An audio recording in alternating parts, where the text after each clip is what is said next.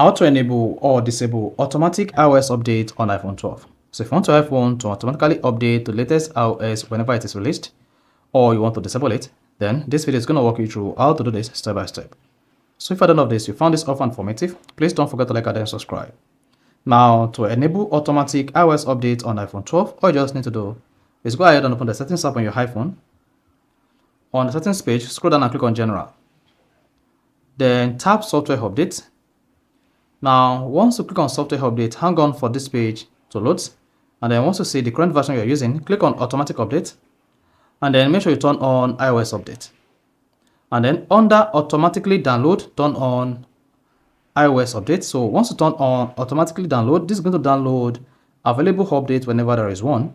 And it's going to automatically install the update whenever your phone is at least 50% charged or connected to a power source.